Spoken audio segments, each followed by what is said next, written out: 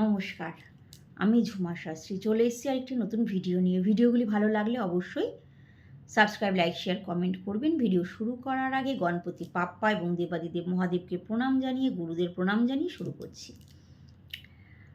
আজকে বলবো 7টি ঘোড়ার ছবির ব্যাপারে কিছু কথা।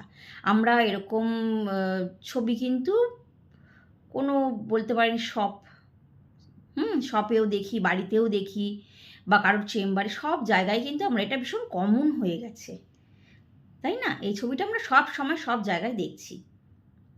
তো এই ব্যাপারেই কিছু কথা বলবো। 7টি ঘোড়ার ছবি কেন আমরা নিই সেটা একটু জেনে নিই। ওম আদিত্যায় বিদ্মহে সপ্তস্য বাহনায় ধীমহি তন্ন সূর্য প্রচোদয়াৎ। অর্থাৎ সূর্যনারায়ণ সপ্তস্য বাহন, অর্থাৎ 7টি অশ্ব, 7টি ঘোড়ার রথে কিন্তু উনি আরোহণ করেন। 7টি ঘোড়া শুভ। কোথায় কোথায় লাগানো যায়? ইস্টে আপনারা যদি চান না, মানে নেম ফেম যশ, তাহলে ইস্টে লাগান।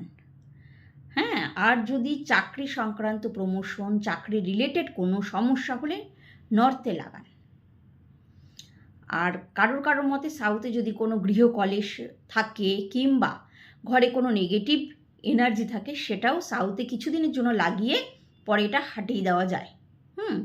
এটা সবসময় লাগানোর দরকার পড়ে না। তো নর্থে আর ইস্টে আপনারা লাগাতেই পারেন, তবে একটা কথা, লাগালেই হলো না, কি ফ্রেমে লাগাচ্ছেন, কালার কি, সেটা অবশ্যই জেনে নিতে হবে।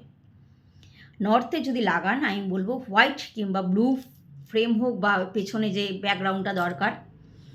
আর যদি আপনারা ইস্টে লাগান, ওটা গ্রিন করতে পারেন, ব্রাউন করতে পারেন, অফ হোয়াইটও করতে পারেন কালার। আর যদি সাউথে কিছুদিনের জন্য লাগান, তাহলে রেডই ভালো, রেড অরেঞ্জ যে কোনো একটা হলেই হলো। আর এমন একটা পিকচার লাগাবেন যেটা কিনা দেখলেই